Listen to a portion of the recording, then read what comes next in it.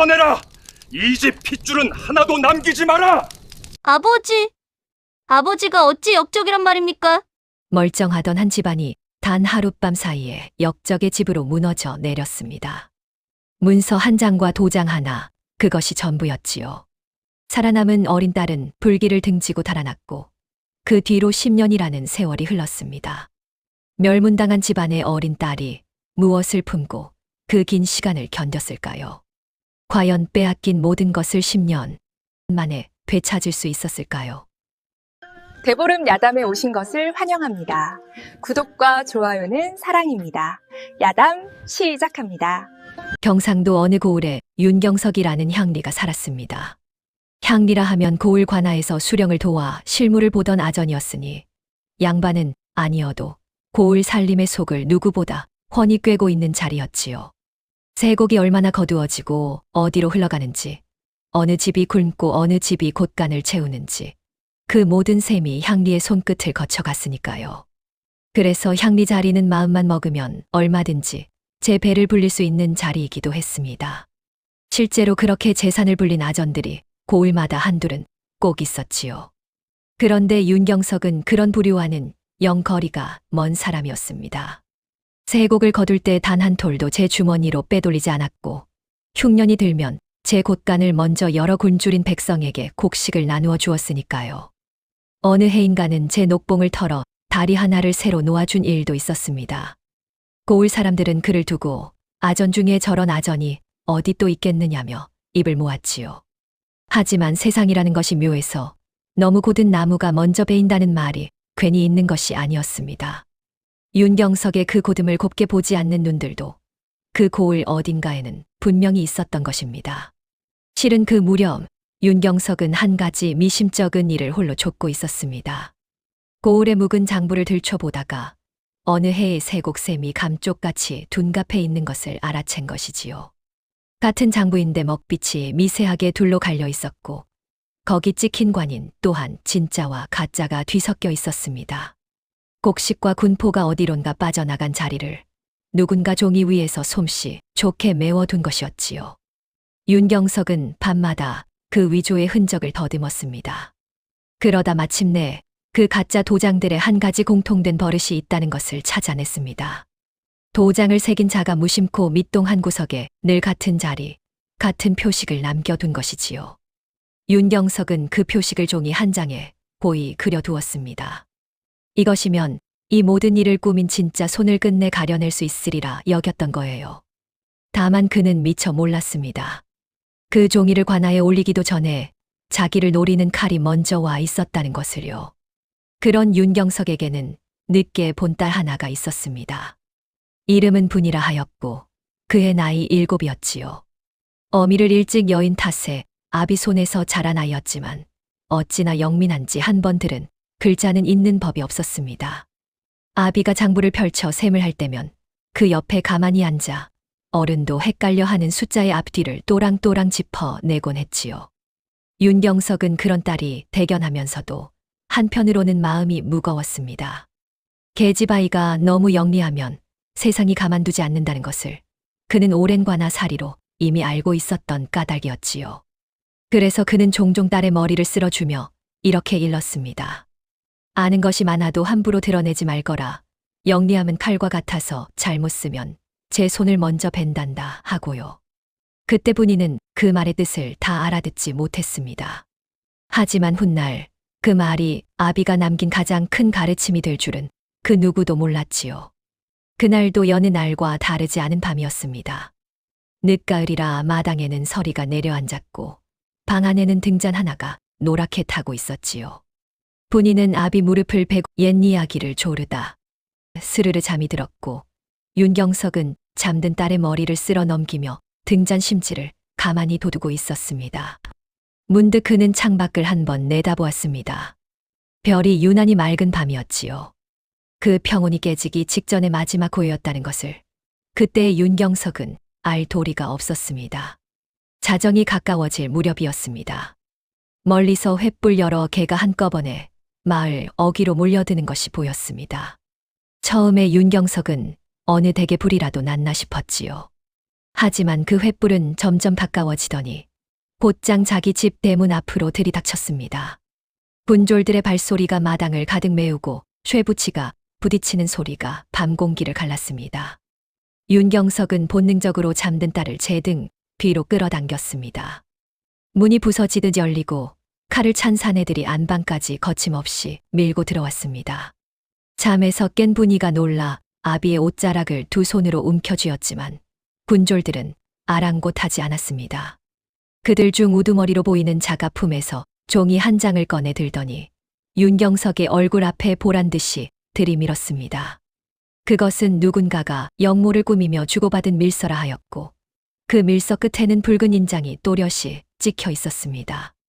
윤경석은 그 종이를 보고 한참을 말을 잇지 못했습니다. 자기가 쓴 적도 없고 본 적도 없는 글이었으니까요. 글씨체마저 제 것과는 영딴판이었습니다. 그런데 더 기가 막힌 것은 그 다음이었습니다. 군졸들이 방 안을 헤집더니 윤경석의 문갑을 끌어내 그 안을 뒤지기 시작한 것입니다. 그리고 그 깊숙한 안쪽에서 도장 하나를 꺼내 들었습니다. 밀서에 찍힌 바로 그 인장과 똑같은 도장이었지요. 윤경석은 그 도장을 난생 처음 보았습니다. 자기 문갑에 그런 것이 들어 있었다는 사실조차 몰랐으니까요. 그것은 분명 어젯밤까지만 해도 그 자리에 없던 물건이었습니다. 누군가 손을 댄 것이 틀림없었지요. 하지만 그 순간 그의 얼굴은 이미 백지장처럼 하얗게 질리고 만 뒤였습니다. 아무리 머리를 굴려보아도 이 상황을 빠져나갈 한마디가 떠오르지 않았던 거예요.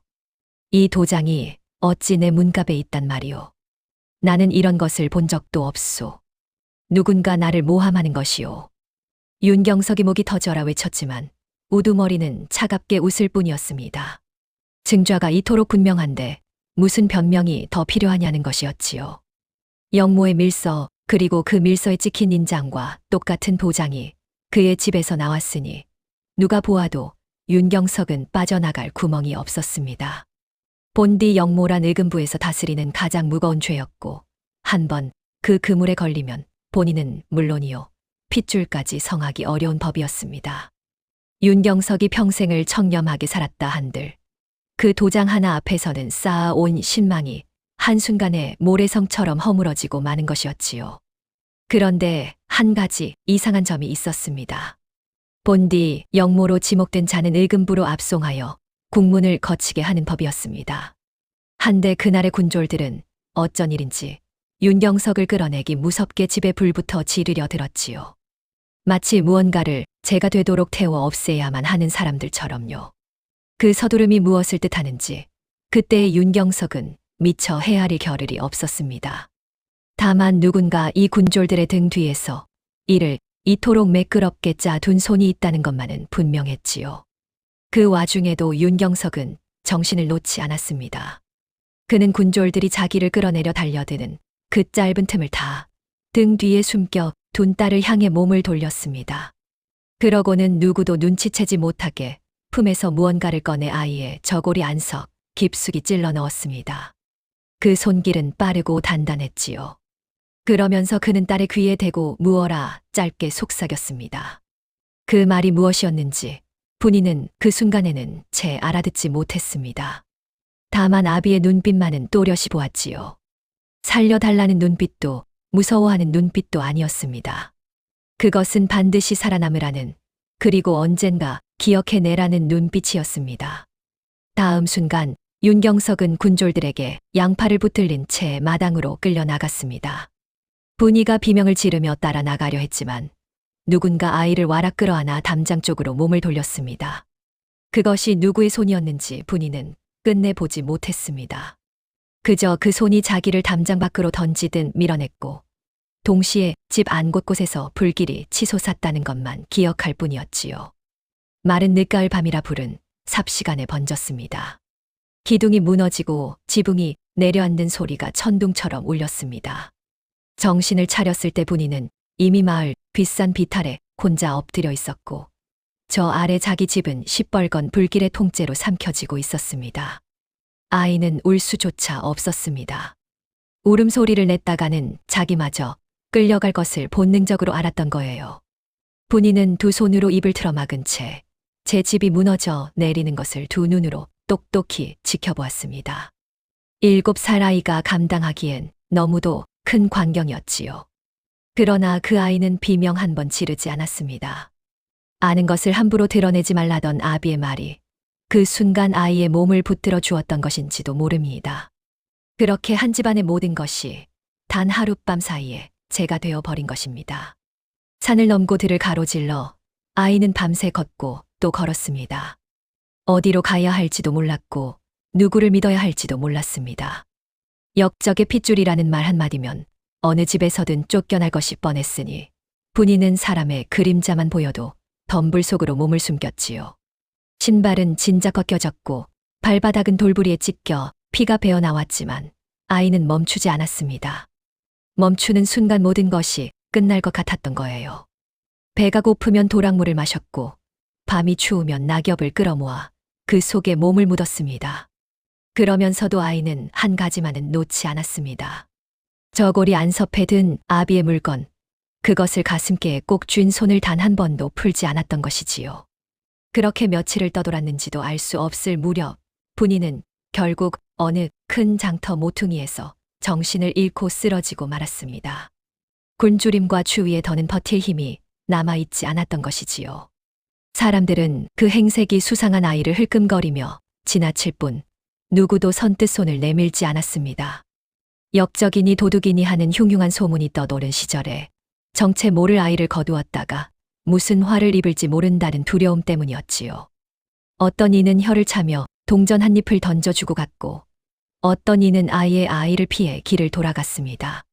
바로 그때였습니다.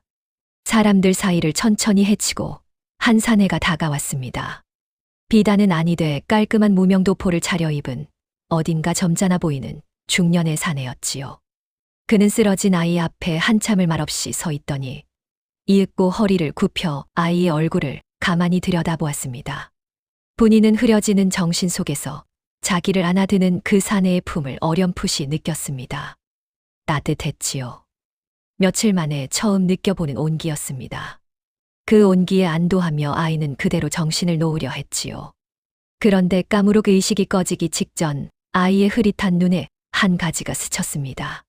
자기를 안아든 그 사내의 눈빛이었지요. 그 눈에는 어쩐 일인지 길에 쓰러진 아이를 처음 본 사람이라면 의례 보일 법한 놀라움도 안쓰러움도 담겨 있지 않았습니다. 마치 오래전부터 알고 있던 것을 손에 쥐었다는 듯한 묘하게 차분한 눈빛이었던 것입니다.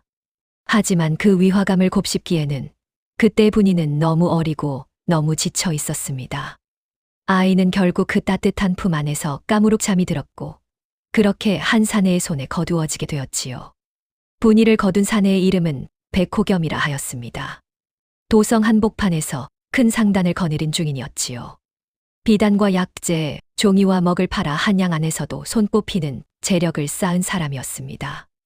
양반은 아니었으나 그 재물의 힘이 어찌나 큰지 웬만한 벼슬아치들도 백호겸 앞에서는 함부로 굴지 못했지요. 그런데도 백호겸은 거드름을 피우는 법이 없었습니다. 오히려 가난한 이에게 곡식을 풀고 갈 곳 없는 아이들을 거두어 기른다는 소문이 한양 바닥에 자자했지요. 사람들은 그를 두고 재물도 마음도 넉넉한 사람이라며 입을 모았습니다. 분이를 거둔 것도 사람들 눈에는 그저 그런 선행 가운데 하나로 비쳤을 뿐이었습니다. 백호겸의 집은 분이가 살던 시골 향리의 집과는 비교도 되지 않을 만큼 컸습니다. 소슬대문을 지나면 너른 마당이 펼쳐졌고 행랑채와 곶간이 줄지어 있었으며 안채 뒤로는 약재 냄새가 은은하게 풍기는 별채까지 따로 있었지요.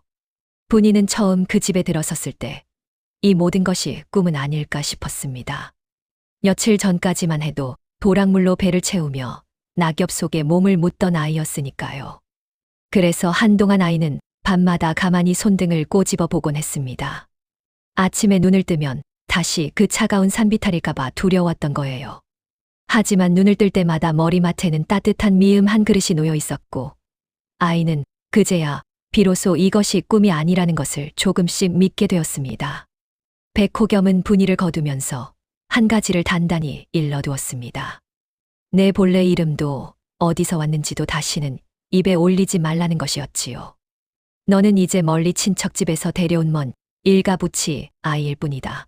이름도 버리고 이제부터는 다른 이름으로 살아라 하고요. 그렇게 분이는 새 이름을 얻었습니다. 채련이라는 이름이었지요. 어린 채련은 그 말의 무게를 다 헤아리지 못했지만 한 가지만은 어렴풋이 알았습니다. 채련이 백호겸 밑에서 지낸 세월이 적지 않건만 그는 단 한 번도 채련의 옛 이름을 묻지 않았습니다. 어디서 온 누구의 자식이었는지 그 집안에 무슨 일이 있었는지도 묻지 않았지요. 채련은 그것이 아픈 데를 건드리지 않으려는 깊은 정이라 믿었습니다. 그래서 더욱 이 사람만은 끝까지 믿어도 좋겠다고 어린 마음에 새겼던 것입니다. 세월이 흐르는 동안 채련은 백호겸을 진심으로 따랐습니다. 그럴 수밖에 없었지요. 세상 모두가 등을 돌렸을 때 유일하게 손을 내밀어 준 사람이었으니까요. 백호겸 또한 채련을 더없이 살뜰히 대했습니다. 따뜻한 밥을 먹이고 두툼한 옷을 입히고 어린 채련이 악몽에 시달리는 밤이면 날이 밝도록 곁을 지켜주기도 했지요. 채련은 자다가도 그날 밤에 불길이 떠올라 비명을 지르며 깨어나곤 했는데 그럴 때마다 백호겸은 군말 없이 등을 토닥여 주었습니다. 친아비라 해도 그보다 더 잘하기는 어려울 정도였지요. 채련은 밤마다 그 온기에 안도하며 잠이 들었고 차츰 그 집을 제 집처럼 백호겸을 또 한 분의 아버지처럼 여기게 되었습니다. 백호겸은 채련이 자라는 동안 여느 집과는 사뭇 다른 것들을 아이에게 가르쳤습니다. 보통의 집에서라면 계집 아이에게 바느질이나 살림을 가르쳤겠지요. 하지만 백호겸은 채련에게 글을 가르쳤습니다. 그것도 예사 글이 아니었습니다. 장부를 읽고 셈을 맞추는 법, 문서의 진위를 가려내는 법, 사람의 말 속에서 거짓과 참을 분별하는 법을 가르쳤지요. 백호겸은 채련이 베껴 적은 장부를 받아들면 늘 같은 모양으로 종이를 다루었습니다. 펼치기 전에 손끝으로 종이의 결을 위해서 아래로 한 번 천천히 쓸어내리고 그런 뒤에야 글자를 읽기 시작했지요. 채련은 그것이 그를 귀히 여기는 어른의 점잖은 버릇이라 여겼습니다. 어느새 채련도 종이를 받으면 저도 모르게 결을 한 번 쓸어보는 버릇이 들었고 그럴 때마다 백호겸은 흐뭇하게 웃었습니다. 한 번은 이런 일이 있었습니다. 백호겸이 채련 앞에 똑같아 보이는 문서 2장을 나란히 펼쳐놓고는 둘 중 하나는 가짜이니 가려내 보라 하였지요. 채련은 한참을 들여다보았습니다. 글씨도 같고 종이도 같고 찍힌 도장도 같아 보였습니다. 도무지 다른 데가 없어 보였지요. 그런데 채련은 문득 한쪽 문서의 먹색이 미세하게 더 또렷하다는 것을 알아챘습니다. 오래된 문서라면 먹이 바래기 마련인데 한 장은 마치 어제 쓴 듯 새까맸던 거예요. 채련이 그 점을 짚어 내자 백호겸의 눈이 가늘게 빛났습니다. 바로 그것이다. 사람들은 큰 것만 보려 하지. 허나 거짓은 늘 가장 작은 데서 꼬리를 드러내는 법이야. 먹 한 점, 종이 한 올, 그것을 놓치지 않는 자가 끝내 이기는 게다. 그렇게 말하는 백호겸의 목소리에는 묘한 단단함이 있었습니다. 마치 자기 자신이 그 이치로 세상을 헤쳐온 사람처럼요. 채련은 그 말을 들을 때마다 어쩐지 이 어른이 살아온 길이 보기보다 험난했으리라 짐작하곤 했지요. 다만 백호겸은 제 지난 이야기만큼은 좀 채 입에 올리지 않았습니다. 어디서 나고 자랐는지, 어떻게 이만한 상단을 일으켰는지 물어도 그저 빙긋 웃으며 넘길 뿐이었지요. 채련은 그 웃음 뒤에 무언가가 있다는 것을 어렴풋이 느꼈지만 굳이 캐묻지 않았습니다. 사람에게는 저마다 들추고 싶지 않은 지난 날이 있는 법이라고 그렇게 여겼던 거예요.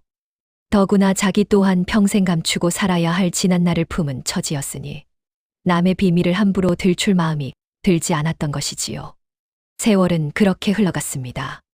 채련은 어느덧 17살의 처녀로 자랐습니다. 채련의 가슴 속에는 늘 한 가지 불씨가 꺼지지 않고 남아 있었습니다.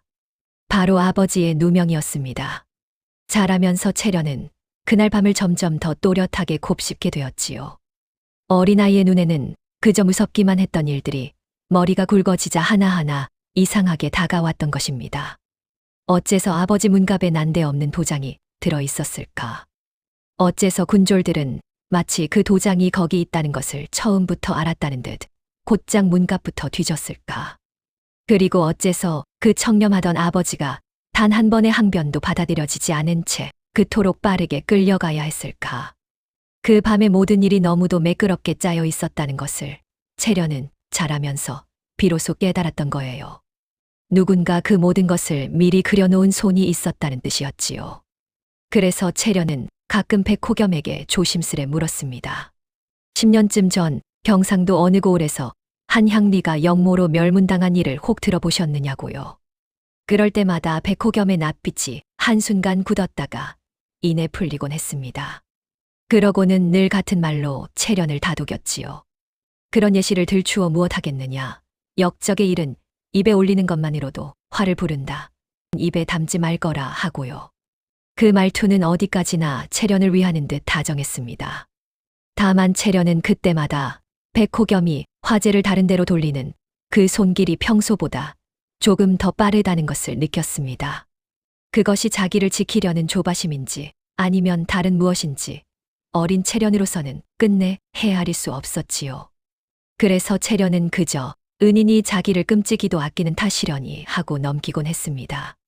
그저 영리하기만 하던 어린아이가 이제는 한양 상단의 장부를 어른들보다 빠르게 읽어내고 사람의 표정만 보고도 그 속내를 어림하는 영민한 처녀가 되었습니다. 한 번은 상단의 늙은 행수가 거래에서 샘을 속이려 든 일이 있었는데 어른들이 모두 놓친 그 농간을 채련이 단번에 잡아낸 적도 있었습니다. 백호겸은 그날 이후로 채련을 더욱 가까이 두고 부렸습니다. 중요한 거래에 데려가기도 하고 깊은 샘이 필요한 장부를 맡기기도 했지요. 상단 사람들은 백호겸이 거두어 기른 그 처녀가 보통 내기가 아니라며 수군거렸습니다. 채련은 그 모든 가르침을 마른 땅이 물을 빨아들이듯 남김없이 받아들였습니다. 겉으로는 은혜에 보답하려는 마음으로 보였지만 그 안에는 다른 불씨가 자라고 있었지요. 언젠가 아버지의 누명을 풀어내려면 종이와 글자와 사람을 다루는 이 모든 기술이 반드시 필요하리라는 것을 채련은 본능적으로 알고 있었던 것입니다. 백호겸이 가르쳐준 그 모든 재주가 훗날 자기 손에서 어떤 무기가 될지를요. 그러던 어느 날 채련은 마침내 마음을 굳혔습니다. 더는 막연히 기다리기만 해서는 안 된다는 생각이 들었던 거예요. 이제 자기는 글도 알고 셈도 알고 사람의 속도 어느 정도 읽을 줄 알게 되었으니 직접 그날의 진실을 캐보기로 한 것이지요. 아버지를 누가 어째서 무너뜨렸는지를요. 우선은 10년 전 그 고을에서 무슨 일이 있었는지, 그리고 멸문당한 윤씨 향리의 재산과 자리가 누구의 손으로 넘어갔는지부터 더듬어 보기로 했습니다. 사람이 무너진 자리에는 반드시 그것을 주워 챙긴 자가 있는 법이니까요. 백호겸이 가르쳐준 바로 그 이치였지요. 채련은 그 결심을 아무에게도 말하지 않았습니다. 백호겸에게조차도요. 무슨 까닭인지 이 일만큼은 그 다정한 은인에게도 털어놓아서는 안 될 것 같은 마음이 들었던 것입니다. 백호겸이 늘 예시를 들추지 말라 당부해 온 탓도 있었지요. 행여 자기가 위험한 일에 발을 들였다는 것을 알면 그 어른이 한사코 말릴 것이 뻔했으니까요. 그것이 그저 은인을 걱정시키지 않으려는 마음이었는지 아니면 가슴 깊은 곳에 눌러둔 어떤 예감이었는지는 그때의 채련조차 알지 못했습니다. 다만 그날 밤 채련은 잠자리에 누워 천장을 바라보며 오래도록 뒤척였습니다. 10년을 품어온 불씨가 이제 막 바람을 받아 타오르려 하고 있었으니까요. 아버지가 마지막 순간 자기 귀에 속삭였던 그 말, 끝내 다 알아듣지 못한 채 가슴에만 묻어둔 그 한마디가 그날따라 자꾸만 귓가에 맴돌았습니다. 그리고 그 불길이 자기를 어디로 데려갈지, 무엇을 태워 버리게 될지 채련은 아직 알지 못한 채로 그 긴 밤을 지새웠습니다. 이른 봄, 채련은 처음으로 한양을 벗어났습니다. 상단에 약재를 사들인다는 핑계를 대고 늙은 마부 하나만 데리고 경상도로 향한 것이지요. 백호겸에게는 그저 남쪽 장시를 둘러보고 오겠다고만 일러두었습니다. 백호겸은 한참을 말없이 채련을 바라보다가 길이 험하니 몸조심하라며 노자를 두둑이 챙겨주었지요. 그 손길이 어찌나 따뜻하던지 채련은 차마 그 눈을 오래 마주 보지 못하고 서둘러 대문을 나섰습니다. 길은 멀었습니다. 한양에서 그 고을까지는 본디 닷새 길이었지요. 험한 세제를 넘던 날에는 산짐승 울음에 밤새 떨었고 어느 외진 주막에서는 행색 수상한 사내들이 보찜을 노리는 통에 늙은 마부와 등을 맞대고 뜬 눈으로 밤을 지새우기도 했습니다. 그렇게 길에서 하루를 더 까먹은 끝에 엿새째 되던 날 저물녘에야 채련은 10년 만에 재가 나고 자란 고을 어귀에 들어설 수 있었지요. 고을 어귀의 늙은 느티나무는 그대로였습니다. 어릴 적 아버지 손을 잡고 그 그늘 아래를 지나던 일이 어제처럼 떠올라 채련은 한참을 그 나무 앞에 멈춰 서 있었습니다. 그러나 마을 안으로 들어설수록 변해버린 것들이 하나씩 눈에 들어왔지요. 낯선 집들이 들어섰고 알던 얼굴들은 보이지 않았습니다. 채련은 가장 먼저 제 집이 있던 자리부터 찾아갔습니다. 그 자리에는 이제 낯선 기와집 한 채가 번듯하게 서 있었습니다. 불타 무너졌던 잿더미는 흔적도 없었고 소슬대문에는 다른 가문의 문패가 걸려 있었습니다. 윤씨 집안 같은 것은 처음부터 이 땅에 없었다는 듯이요. 채련은 그 대문 앞에 우두커니 서서 아버지가 끌려나가던 마당이 어디쯤이었는지를 가늠해 보았습니다. 저 담장 자리쯤 아버지가 마지막으로 자기 이름을 부르던 그 자리. 가슴이 칼로 도려내듯 아렸지만 채련은 눈물을 보이지 않았습니다. 해가 저물자 채련은 고을 어귀의 주막에 들었습니다. 술국을 파는 늙은 주모가 따뜻한 국밥을 내어주었지요. 채련은 한양에서 약재를 보러 내려온 상단 사람이라 둘러대고는 국밥을 비우며 슬며시 말을 붙였습니다. 마을이 10년 전과 사뭇 달라 보인다고요. 주모는 기다렸다는 듯 옛 이야기를 풀어놓았습니다. 10년이면 당산도 변한다는데 우리 고을은 사람이 변했지. 저기 큰 기와집 보이요? 저 댁이 안진사 댁인데 본래는 별 볼 일 없던 한량이었다오. 그런데 어느 해인가부터 땅이며 집이며 죄사들이더니 이제는 이 고을 절반이 안진사 손에 들어갔지 뭐요. 채련은 술잔을 쥔 손에 힘이 들어갔습니다. 짐짓 아무렇지 않은 듯 그 안진사가 어찌 그리 갑자기 부자가 되었느냐고 물었지요. 주모는 목소리를 낮추고 주위를 한번 살피더니 속삭였습니다. 쉿! 함부로 입에 올릴 일은 아니요만. 그 무렵 역적으로 몰려 망한 집이 하나 있었거든. 향리댁이었는데 어찌나 고든 양반이었는지 온 고을이 다 따랐지. 그런데 하루아침에 역적이라며 집안이 풍비박산났어. 그 집 재산이 어찌어찌 죄 안 진사한테로 흘러갔다오. 역적으로 몰려 망한 집. 향리댁. 그 한마디에 채련은 숨이 멎는 듯 했습니다. 10년을 더듬어 온 길의 끝이 한 늙은 주모의 입에서 툭 튀어나온 것이지요. 채련은 떨리는 목소리를 누르며 그 향리댁에 혹 살아남은 핏줄은 없었느냐고 물었습니다. 주모는 고개를 저었습니다. 어린 딸 하나가 불 속에서 죽었다는 말도 있고 도망쳤다는 말도 있는데 어느 쪽이든 살아있을 리가 있겠느냐고요. 채련은 제가 바로 그 죽었다는 어린 딸이라는 사실을 가슴 깊이 삼켰습니다. 그날 밤 채련은 한숨도 자지 못했습니다. 다음 날부터 채련은 그 안진사를 캐기 시작했습니다. 이름은 안석규. 본래 노름과 술로 가산을 거덜낸 한량이었는데 10년 전 윤씨 향리가 멸문당하던 무렵부터 돌연 재물이 불어나기 시작했다고 했습니다. 윤경석의 전답과 가옥을 헐값에 거두어들인 것을 발판으로 이제는 고을 수령조차 함부로 대하지 못하는 토호가 되어 있었지요. 도성에까지 줄을 대어 한양의 권세가들과 은밀히 오가는 사이라는 말도 돌았습니다. 채련은 그 안석규의 얼굴을 직접 보아야겠다고 마음먹었습니다. 마침 안진사 댁에서 새 비단을 드릴 안목 있는 사람을 찾는다는 말을 듣고 채련은 한양 상단에서 온 비단 거간이라 자신을 꾸몄지요. 백호겸에게 배운 비단 보는 눈썰미가 그때 빛을 발했습니다. 신분을 숨긴 채 그 집 소슬대문을 넘어서던 순간 채련의 심장은 터질 듯 했습니다. 바로 이 자리 아버지가 끌려나가던 마당 위에 세워진 집이었으니까요. 발밑이 아득해졌지만 채련은 입술을 깨물고 걸음을 옮겼습니다. 안석규는 살이 뒤룩뒤룩 오른 사내였습니다. 망건에는 분에 넘치는 옥관자를 달고 옷자락마다 금부치가 번쩍였으며 앉은 자리 옆에는 술상이 떠나지 않았지요. 그는 채련히 펼쳐 보인 비단을 거들떠보지도 않고 대뜸 갑부터 후려치려 들었습니다. 차를 늦게 가져왔다는 이유로 곁에 선 어린 하인을 발길로 걷어차며 욕설을 퍼붓기도 했지요. 매를 맞은 아이가 마당에 나뒹구는데도 안석규는 껄껄 웃으며 술잔을 비울 뿐이었습니다. 채련은 그 광경을 보며 손톱이 손바닥에 박히도록 주먹을 그어쥐었습니다. 그날 안석규는 술기운에 제 자랑을 한참이나 늘어놓았습니다. 도성의 암흑의 대감이 제 사돈의 8촌쯤 된다는 둥, 이 고을 수령도 제 손바닥 위에 있다는 둥, 듣기에도 낯뜨거운 허풍이었지요. 그 허풍 끝에 안석규는 이렇게 덧붙였습니다. 사람을 망하게 하는 것도 살리는 것도 다 종이장 한 장에 달린 것이라 글 모르는 무지렁이들은 평생 그 이치를 모르고 죽는다고요. 그러고는 음흉하게 웃었습니다. 채련은 등골이 서늘해졌습니다. 종이장 한 장으로 사람을 망하게 한다는 말, 그것이 바로 제 아버지에게 일어난 일이었으니까요.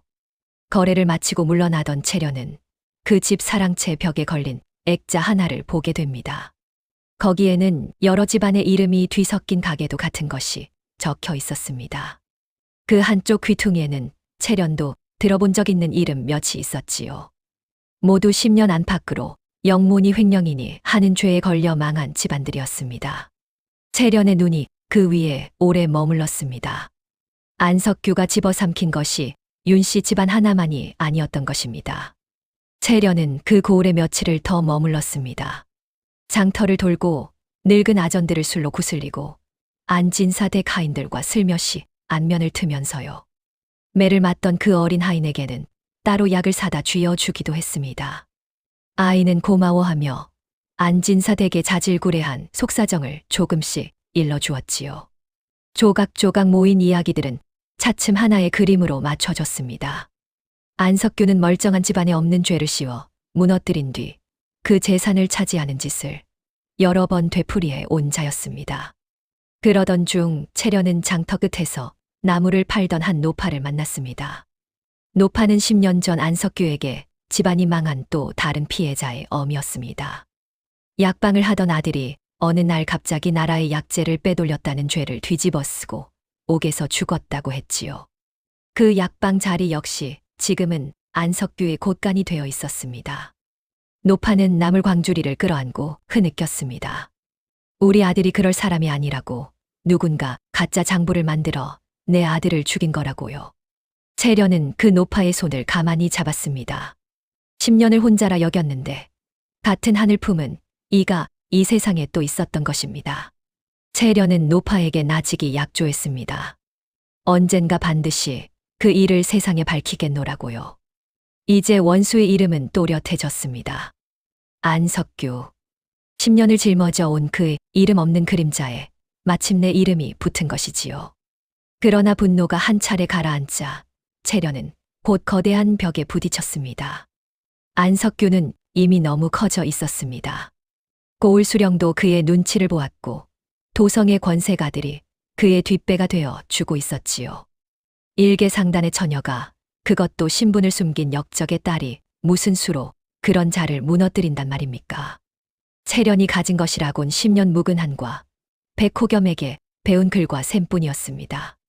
안석규의 죄를 안다 한들 그것을 증좌로 세워 그를 끌어낼 힘이 채련에게는 없었습니다. 위조에 쓰인 문서가 어떻게 만들어지는지, 그 검은 거래의 끈을 어디서 잡아야 하는지, 도성의 어느 줄을 타야 그 판에 닿는지 채련은 알지 못했지요. 며칠을 끓던 분노가 차츰 막막한 두려움으로 가라앉았습니다. 노파에게 약조까지 했으나 정작 그 길은 까마득하기만 했습니다. 한양으로 돌아오는 길은 내려갈 때보다 갑절은 무거웠습니다. 집에 도착한 것은 늦은 밤이었습니다. 지친 몸으로 소슬대문을 들어서는데 별채에 아직 불이 켜져 있었습니다. 백호겸이 잠들지 않고 채련을 기다리고 있었던 것이지요. 채련이 인사를 올리자 백호겸은 먼 길에 고생했다며 따뜻한 차 한 잔을 손수 내어 주었습니다. 그러고는 채련의 얼굴을 가만히 들여다보더니 무언가 마음에 걸리는 일이 있는 듯하구나 하고 물었지요. 10년을 함께 산 그 어른의 눈은 채련의 굳은 낯빛을 단번에 읽어냈습니다. 채련은 잠시 망설였습니다. 이 일만큼은 털어놓지 않으리라 다짐했던 터였으니까요. 하지만 막막함이 너무도 컸던 탓이었을까요? 채련은 결국 안석규라는 이름은 끝내 숨긴 채 애둘러 물었습니다. 만약에 어떤 자가 위조 문서로 멀쩡한 사람을 죄인으로 만들어 재산을 빼앗았다면 그 죄를 밝히려면 무엇이 있어야 하느냐고요. 백호겸은 차를 한 모금 넘기고 한참을 생각하더니 입을 열었습니다. 그 자가 가장 두려워하는 것을 흔들면 된다고요. 그런 자는 반드시 더 높은 누군가에게 빌부터 사는 법이니 그 끈을 끊어놓으면 제풀에 무너진다는 것이었습니다. 그러려면 그 자가 그 높은 자들과 주고받은 검은 거래를 빠져나갈 수 없는 형태로 세상에 드러내야 한다고 했지요. 그러고는 채련의 찻잔에 차를 더 따라주며 조용히 한마디를 덧붙였습니다. 마침 내가 그런 일에 밝은 사람을 한둘 알고 있단다. 내가 정 알고 싶다면 길을 한번 놓아주마. 채련은 그 말에 고개를 번쩍 들었습니다. 10년을 막막하게 헤매던 길 끝에서 마침내 한 줄기 빛이 비치는 듯했습니다. 그리고 그 빛을 비춰준 사람이 세상에서 유일하게 자기 편이 되어준 이은인이었지요. 채련은 그 따뜻한 손이 내미는 길을 망설임 없이 붙잡기로 했습니다. 백호겸이 채련을 데려간 곳은 도성 변두리의 한 허름한 종이 가게였습니다. 겉으로는 그저 낡은 종이와 먹을 파는 작은 가게였지요. 그러나 백호겸을 따라 안쪽 골방으로 들어선 순간 채련은 눈을 의심했습니다.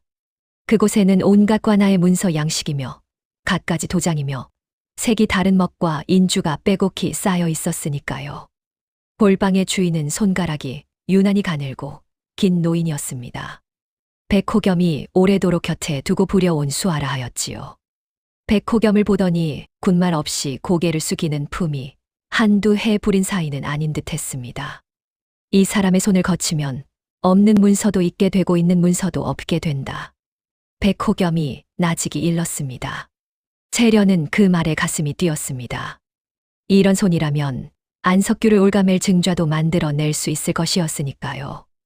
다만 가짜를 진짜처럼 보이게 하려면 무엇보다 안석규 자신의 진짜 글씨와 진짜 도장이 필요했습니다. 본뜰 원본이 있어야 한다는 것이지요. 그것만은 누구도 대신 구해줄 수 없는 것이었습니다. 채련은 그 원본을 제 손으로 구하기로 했습니다.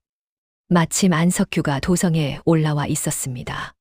그가 10년 넘게 뇌물을 바쳐온 도성의 뒷배, 북촌의 민대감댁에 머물고 있다는 것이었지요.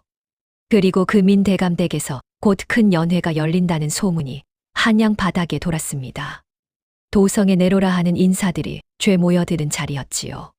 채련은 그 연회에 드릴 비단을 댄다는 명목으로 상단에 비단짐을 끌고 민대감댁 소슬대문을 넘었습니다. 행수 차림에 머릿수건을 깊이 두른 채로요. 연회가 무르익은 밤이었습니다. 마당에는 풍악이 울리고 사랑채에는 술상이 그득했지요. 사내들의 웃음소리와 가야금 소리가 담장을 넘었습니다. 채련은 비단을 안주인에게 보이는 척 안채를 들락거리며 집의 구조를 눈에 새겼습니다. 안석규가 묵는 별채가 어디인지, 그 방 앞을 지키는 자가 몇인지, 야경 도는 발소리가 어느 길로 도는지를요. 자정 무렵 연회의 취기가 집 안을 무겁게 짓누를 때였습니다. 채련은 비단짐을 핑계로 행랑채 뒤편으로 빠져 어둠을 타고 안석규의 별채로 향했습니다. 등잔도 없이 달빛조차 구름에 가린 캄캄한 밤이었지요. 별채 앞을 지키던 하인 하나가 술에 취해 기둥에 기대 졸고 있었습니다. 채련은 숨을 죽이고 그 곁을 지나 방문 틈으로 몸을 밀어 넣었습니다. 방 안은 술 냄새와 향내가 뒤섞여 있었습니다. 안석규는 어디 다른 방으로 불려갔는지 자리에 없었지요. 채련은 그 틈을 놓치지 않았습니다. 서안을 더듬어 문갑을 열고 안석규가 도성에서 주고받은 서찰과 문서들을 빠르게 훑었습니다. 손끝이 떨렸지만 눈은 칼처럼 빨랐습니다. 안석규의 글씨가 또렷이 적힌 서찰 몇 장, 그리고 그의 인장이 선명하게 찍힌 차용증 한 장. 채련은 그것들을 골라 품속에 갈무리했습니다. 이것이면 그의 글씨체와 도장을 그대로 본떠낼 수 있을 것이었습니다. 바로 그때 마당 쪽에서 발소리가 들려왔습니다. 안석규였습니다. 술에 취한 목소리로 누군가를 부르며 제 방으로 비척비척 돌아오고 있었지요. 채련은 숨이 멎었습니다. 빠져나갈 길은 그가 들어오는 그 문 하나뿐이었습니다. 발소리는 점점 가까워졌고 졸던 하인이 화들짝 깨어 나리를 맞는 소리가 들렸습니다. 채련은 어둠 속에서 재빨리 몸을 움직여 방 안쪽 병풍 뒤로 숨어들었습니다. 문이 열리고 안석규가 들어섰습니다. 그는 방 한가운데 털썩 주저앉더니 한참을 끄끄거리며 술트림을 했습니다. 채련은 병풍 뒤에서 숨조차 쉬지 못했습니다. 그의 손이 조금만 뻗으면 닿을 거리였지요. 안석규가 몸을 비틀어 문갑 쪽으로 손을 뻗는 순간 채련의 등줄기에 식은땀이 흘렀습니다. 자기가 헤집어 놓은 흔적을 알아챌까 싶었던 것입니다. 다행히 안석규의 손은 문갑이 아니라 그 옆에 술병으로 향했습니다. 그는 남은 술을 병째 들이켜더니 그대로 자리에 쓰러지듯 누웠습니다. 잠시 후 드르렁드르렁 코 고는 소리가 방을 채웠지요. 채련은 그제야 참았던 숨을 가늘게 내쉬었습니다. 그러고는 그림자처럼 병풍 뒤를 빠져나와 졸음에 다시 빠진 하인 곁을 지나 어둠 속으로 사라졌습니다. 품속의 서찰이 심장처럼 뜨겁게 뛰었습니다. 그 길로 채련은 곧장 골방의 노인을 찾아갔습니다. 채련이 빼내온 안석규의 서찰과 차용증을 내밀자 노인은 말없이 그것을 등잔 가까이 가져가 한참을 들여다보았습니다. 그러고는 며칠만 말미를 달라 하였지요. 그 며칠 동안 노인의 가는 손끝에서 안석규의 글씨가 되살아나고 그의 인장이 되살아났습니다. 안석규가 도성의 권세가들과 주고받은 검은 거래를 빼곡히 담은 가짜 장부가 진짜보다 더 진짜처럼 완성되어 갔습니다. 마지막 날 밤, 채련은 완성된 장부를 등잔 아래 펼쳐놓고 한 장 한 장 넘겨보았습니다. 안석규가 누구에게 얼마를, 언제, 무슨 명목으로 바쳤는지가 그의 글씨로 빼곡히 적혀 있었습니다. 민대감의 이름도 그 밖에 도성 권세가 몇몇의 이름도 그 안에 들어 있었지요. 이 장부가 세상에 드러나는 순간 안석규는 제 죄를 해명하기 위해서라도 끌려 나올 수밖에 없을 것이었습니다. 그리고 그가 그토록 믿어온 도성의 뒷배들이 누구보다 먼저 그를 잘라낼 것이 분명했지요. 그들에게 안석규란 쓸모가 있을 때만 곁에 두는 장기말에 불과했을 테니까요. 그렇게 장부를 넘기던 채련의 눈이 문득 한 곳에서 멎었습니다. 안석규의 인장이 찍힌 자리, 그 도장 밑동 한 구석에 자그마한 표식 하나가 눈에 들어온 것이지요. 그것이 무엇인지 그때는 알지 못했습니다. 노인이 솜씨를 부리다 무심코 남긴 흔적이려니 채련은 대수롭지 않게 넘겼지요. 다만 그 작은 표식이 어쩐 일인지 가슴 한 구석에 오래 걸려 있었습니다. 채련은 그 장부를 안석규를 눈의 가시로 여기던 한 어사의 손에 닿도록 판을 짜 두었습니다. 채련은 진작부터 안석규를 눈의 가시로 여겨온 그 어사에게 은밀히 줄을 대 두었습니다. 시전의 거간 하나를 통해 그 어사의 사람과 몇 차례 말을 주고받아 둔 것이지요. 어사가 장부를 손에 넣는 순간 안석규는 도성으로 불려올 것이고 도성 한복판에서 채련이 미리 깔아둔 또 다른 판이 그를 기다리고 있었습니다. 모든 것이 빈틈없이 맞물려 돌아가도록 채련은 한치의 어긋남도 없이 판을 짜 두었습니다. 10년을 벼려온 칼이 마침내 칼집을 벗어나려 하고 있었지요. 거사를 하루 앞둔 밤, 채련은 백호겸의 방으로 인사를 올리러 갔습니다. 백호겸은 등잔 아래 앉아 채련을 기다리고 있었습니다. 채련이 내일의 일을 차분히 아뢰자 백호겸은 한참을 말없이 고개를 끄덕였습니다. 그러고는 채련의 손을 가만히 잡았지요. 그 손은 여느 때처럼 따뜻했습니다. 무리하지 말거라. 그자가 아무리 크다 한들 너는 이미 그자보다 멀리 보고 있으니. 채련은 그 말에 코끝이 시큰해졌습니다. 세상 모두가 등을 돌렸던 자기에게 10년을 한결같이 곁을 지켜준 사람이었으니까요. 채련은 고개를 깊이 숙여 인사를 올리고 방을 물러나왔습니다. 마당으로 나서니 봄밤의 찬 공기가 달아오른 얼굴을 식혀주었지요. 내일이면 10년의 한이 풀립니다. 채련은 어둠에 잠긴 도성의 지붕들을 바라보며 천천히 숨을 골랐습니다. 이제 돌이킬 수 없는 길로 첫 발을 내딛는 밤이었습니다. 가짜 장부가 어사의 손에 들어간 것은 거사 사흘째 되던 날이었습니다. 채련이 깔아둔 길은 정확했습니다. 장부는 시전의 한 거간을 거쳐 안석규를 오래 벼르던 어사의 책상 위에 조용히 올려졌지요. 어사는 그것을 읽어 내려가며 안색이 굳었고 며칠 지나지 않아 안석규를 도성으로 불러올렸습니다. 여기까지는 채련이 그린 그림 그대로였습니다. 그러나 안석규는 채련이 생각한 것보다 훨씬 더 노회한 자였습니다. 도성으로 끌려온 안석규는 조금도 당황하지 않았습니다. 오히려 어사 앞에서 껄껄 웃으며 이 장부는 누군가 자기를 음해하려 꾸민 가짜라고 큰 소리를 쳤지요. 그러고는 그날 밤 옥에 갇히기는커녕 민대감 댁으로 사람을 보냈습니다. 10년을 떠받들어 온 뒷배에게 이번 한 번만 막아달라 매달린 것입니다. 민대감은 처음엔 외면하려 했지요. 그러나 장부에 제 이름까지 올라 있다는 것을 알자 생각을 바꾸었습니다. 안석규가 무너지며 입을 잘못 놀리면 제 발등에도 불이 떨어질 판이었으니까요. 이튿날 도성에 이상한 소문이 돌기 시작했습니다. 그 장부가 실은 한상단에서 흘러나온 위조물이며 어느 젊은 계집이 그 일을 꾸몄다는 것이었습니다. 민대감이 제 힘을 써서 거꾸로 그 출처를 캐기 시작한 것이지요. 채련은 그 소문을 듣고 등골이 서늘했습니다. 칼끝이 어느새 제 목을 향해 돌아오고 있었던 것입니다. 안석규가 이대로 빠져나가는데 그치지 않고 위조의 죄를 채련에게 뒤집어 씌운다면 10년 전 아버지가 당한 일이 이번엔 제게 그대로 닥칠 판이었습니다. 며칠 사이 상단 주변으로 낯선 자들이 어른거리기 시작했습니다. 민대감이 풀어놓은 자들이었지요. 장부를 만든 손이 어디서 나왔는지, 그 거간이 누구에게서 물건을 받았는지를 거슬러 캐고 있었습니다.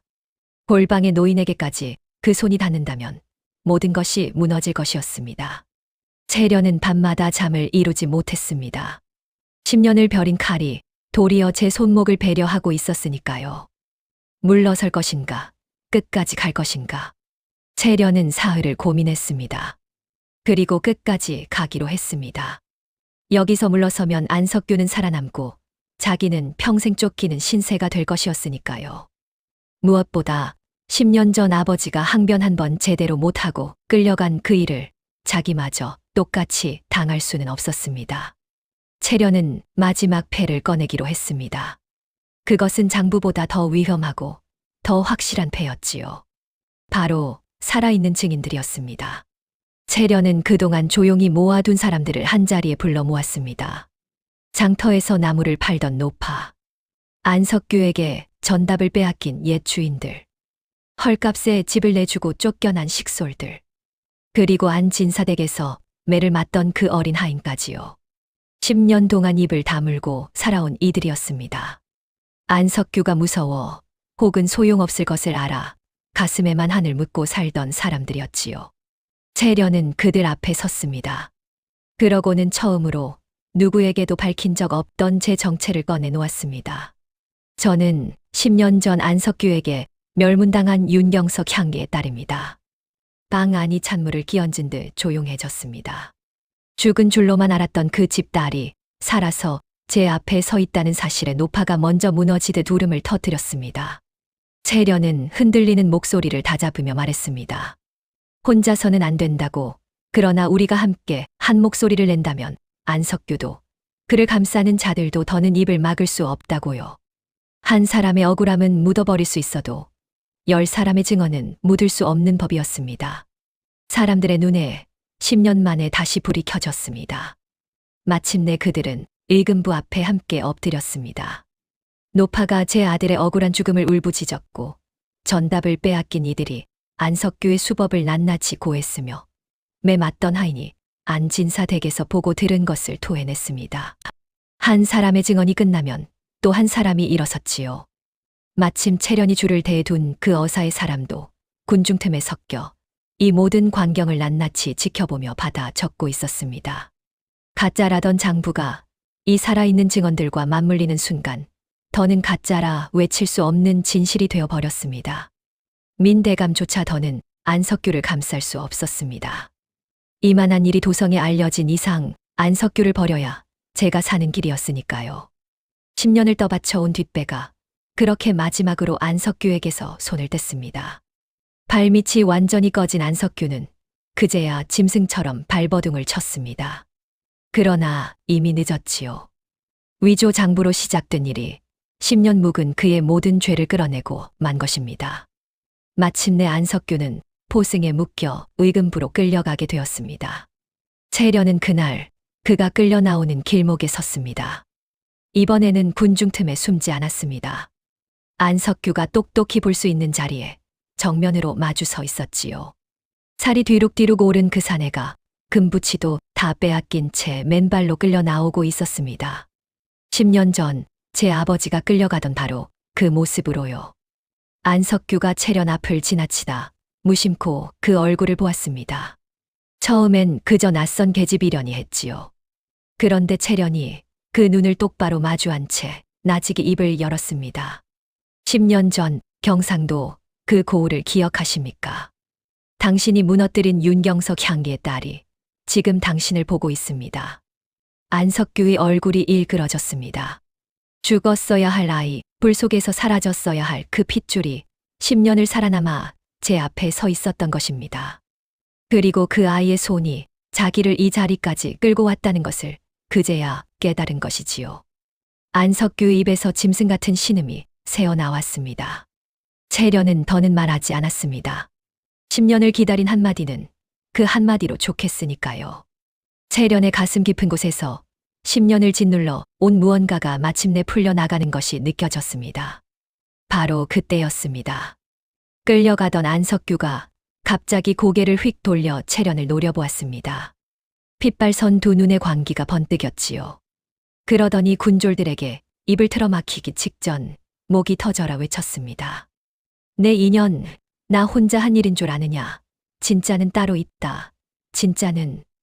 군졸들이 그의 입을 막고 끌고 갔습니다. 안석규의 절규는 그렇게 끊겼지요. 사람들은 죽기 직전의 발악이라며 혀를 찰 뿐이었습니다. 채련도 처음에는 그렇게 흘려들으려 했습니다. 10년을 기다린 복수가 막 완성된 순간이었으니까요.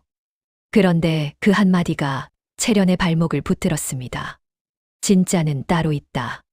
그것이 죽기 직전의 발악일 뿐인 줄 알면서도 채련은 어쩐 일인지 그 말을 쉬이 떨쳐낼 수가 없었습니다.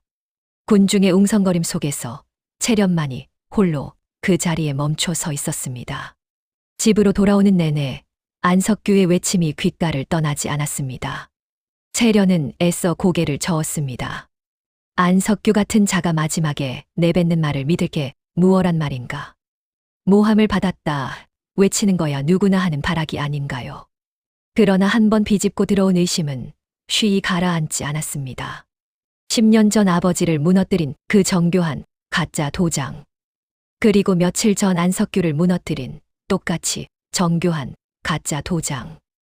그 두 도장이 모두 같은 골방에서 같은 손을 거쳐 나온 것이라면.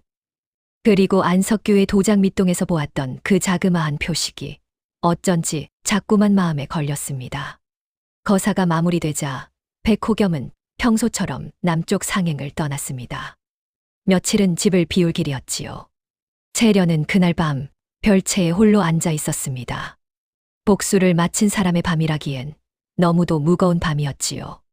등잔불이 가물거리는 가운데 채련의 눈길이 자꾸만 안채 쪽으로 향했습니다. 백호겸의 방, 평소라면 함부로 들지 않는 그 방으로요. 채련은 한참을 망설이다가 마침내 자리에서 일어났습니다. 의심을 거두기 위해서라도 한 번은 제 눈으로 확인해야 했던 것입니다.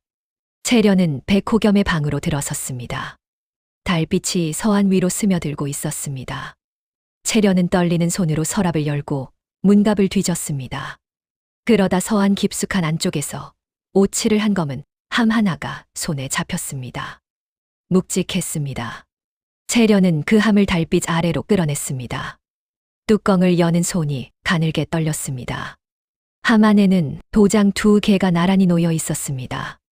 하나는 채련도 본 적 있는 안석규를 무너뜨릴 때 쓴 가짜 인장과 같은 솜씨의 것이었습니다. 그리고 그 옆에 놓인 또 하나의 도장. 채련은 그것을 집어들어 달빛에 비추어 보았습니다. 오래되어 손때가 묻은 그 도장에는 낯익은 글자가 새겨져 있었습니다. 10년 전 7살의 밤에 군졸이 아버지의 문갑에서 꺼내 들던 바로 그 도장. 아버지를 역적으로 만든 그 밀서에 찍혀 있던 바로 그 인장이었습니다. 채련은 떨리는 손으로 두 도장을 나란히 뒤집어 그 밑동을 달빛에 비춰보았습니다.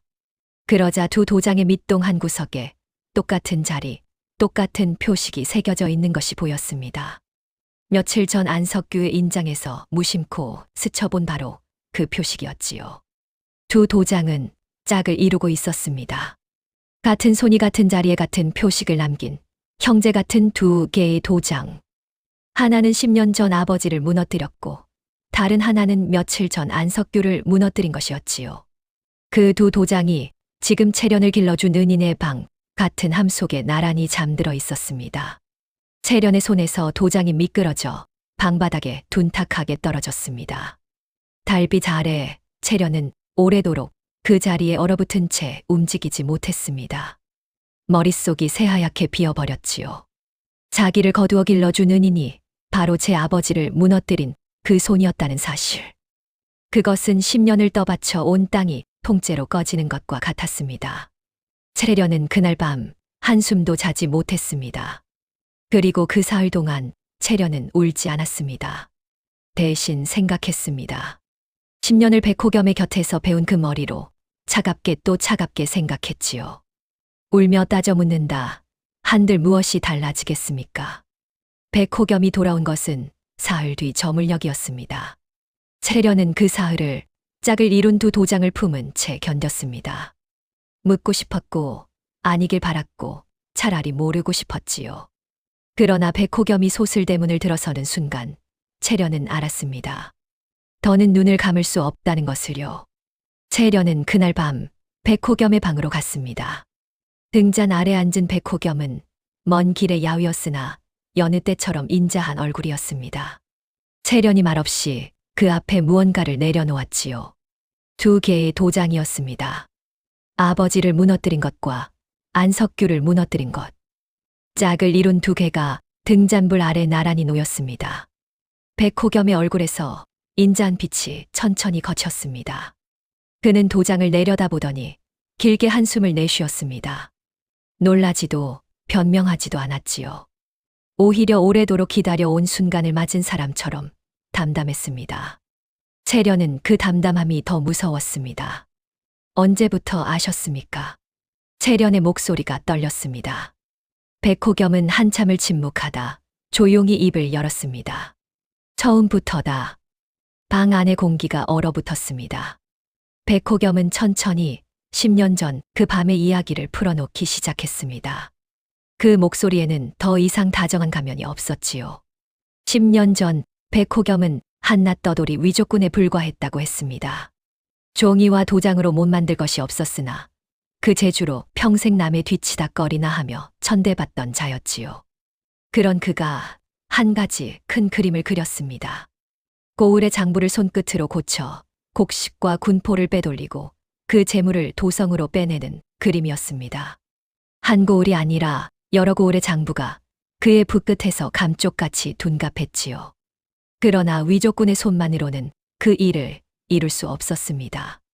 앞에 나서서 재물을 긁어모으고 더러운 일을 떠맡을 욕심 많고 머리는 모자란 허수아비가 필요했지요. 그 허수아비가 바로 안석규였습니다. 안석규는 그저 내 손의 도구였다. 내가 도장을 만들고 그자가 그것을 들고 가 사람을 무너뜨렸지. 그렇게 무너진 집안의 재산은 안석규가 챙기는 듯 보였지만 그 절반은 늘 도성의 내게로 흘러들었다. 나는 그 재물로 상단을 일으켰고 마침내 누구도 함부로 못할 자리에 올랐지. 채련은 온몸이 떨려왔습니다. 그렇다면 10년 전 아버지를 무너뜨린 그 도장도 바로 이 손에서 나온 것이었습니다.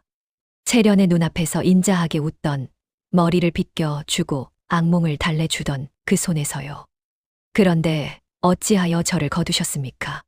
채련이 가까스로 물었습니다. 백호겸의 눈빛이 그 순간 기이하게 번뜩였습니다. 내 아비는 하필 보지 말아야 할 것을 보고 말았다.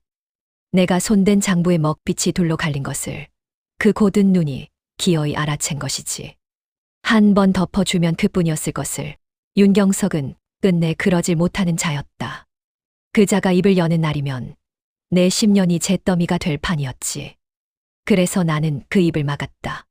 청렴한 향리를 도장 하나로 영모를 꾸민 죄인으로 둔갑시켜서 말이다. 그렇게 모든 것이 끝난 줄 알았다. 한데 그 잿더미 속에서 살아 도망친 어린 딸이 있다는 것을 알았지. 나는 생각했다. 저 아이마저 죽여 끝낼 것인가? 아니면 백호겸이 말을 멈추고 채련을 응시했습니다. 아니면 거두어 길러 내 손에 가장 날카로운 칼로 만들 것인가? 채련의 숨이 멎었습니다. 나는 늙어갔고 안석규는 점점 욕심이 커져 통제를 벗어나려 했다. 내가 무너뜨린 집이 어디 한둘이더냐. 허나 그 누구도 자기를 무너뜨린 진짜 손이 나라는 것은 죽는 순간까지 몰랐다.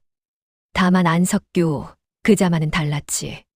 그 자는 내 얼굴을 알고 내 이름을 알고 내 손이 어떻게 사람을 죽이는지를 아는 유일한 자였다. 그러니 그 자를 내 늘 쓰던 방식대로 도장 한 장으로 베어버리면 어찌 되겠느냐. 그 자는 단박에 알아챘을 게다. 이것이 백호겸의 솜씨라는 것을. 그러고는 끌려가며 목이 터져라 외쳤겠지. 진짜는 따로 있다고, 백호겸이라고. 행여 제 목숨줄을 걸고 내 이름을 적어둔 패라도 숨겨두었다면 그날로 내 10년이 끝장나는 것이었어. 그러니 그 자만은 나와 아무 상관없어 보이는 손이 베어 주어야 했다. 그것도 누가 보아도 그럴 만한 한을 품은 손이라야 했지. 안석규에게 집안을 빼앗겨 이를 가는 자, 허나 그 뒤에 내가 있다는 것은 꿈에도 모르는 자. 세상에 그만한 칼이 어디 있겠느냐. 바로 내가 거두어 기른 너였다. 채련은 그 자리에 주저앉을 뻔했습니다. 내 손으로 직접 베면 그 피가 내게 튄다. 그래서 나는 칼을 길렀다. 10년 동안 글과 셈과 사람 다루는 법을 가르치며 그 칼이 제 발로 안석규를 찾아가 제 손으로 그 자를 베어 주기를 기다린 것이다. 그리고 너는 한치의 어긋남도 없이 그리해 주었지. 자기가 10년을 갈고 닦은 복수가 실은 처음부터 이 사내의 손바닥 위에서 그려진 그림이었던 것입니다. 아버지를 죽인 자를 제 손으로 뱄다고 믿었던 그 통쾌함이 실은 진짜 원수가 거추장스러워진 도구 하나를 치우게 시킨 것에 지나지 않았지요. 채련은 칼이었습니다. 10년 동안 제 아버지를 죽인 자의 손에 길러진 칼. 그러니 채련아. 백호겸의 목소리가 다시 그 다정한 가면을 쓰고 부드러워졌습니다. 이제 안석규는 사라졌다. 너와 나 둘만 알면 될 일이다. 너는 여전히 내 딸이고 이 상단은 언젠가 내 것이 될 것이야. 지난 일은 묻어두자꾸나. 우리가 함께라면 이 도성에서 못할 일이 없다. 그는 손을 내밀었습니다.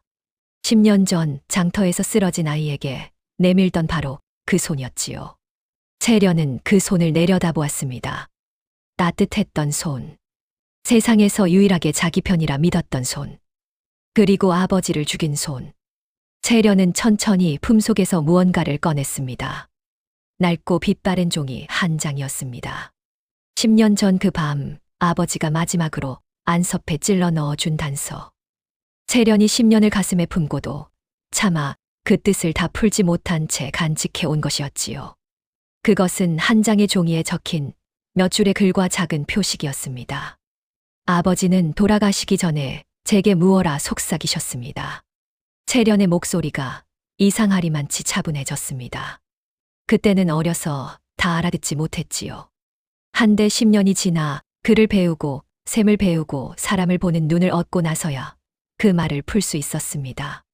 아버지는 이렇게 말씀하셨어요. 너를 무너뜨린 손은 반드시 같은 자리에 같은 표식을 남긴다. 그 표식은 오직 한 사람의 것이니 그것을 찾으면 진짜를 찾은 것이다 하고요. 백호겸의 얼굴이 처음으로 일그러졌습니다. 채련이 펼쳐든 종이에는 아버지가 죽기 직전 알아낸 진실이 적혀 있었습니다. 아버지는 멸문당하기 전 이미 그 위조의 흔적을 홀로 좇고 있었습니다. 둘로 갈린 먹빌, 진짜와 가짜가 뒤섞인 관인, 그리고 그 가짜 도장들마다 밑동 한 구석에 한결같이 박혀 있던 자그마한 표식. 청렴했던 향리는 죽는 순간까지 셈을 놓지 않았던 것입니다. 자기를 무너뜨린 진짜 손이 남긴 그 마지막 단서를 어린 딸의 품에 남기고 떠난 것이지요. 제가 당신을 의심하지 않았다고 생각하십니까?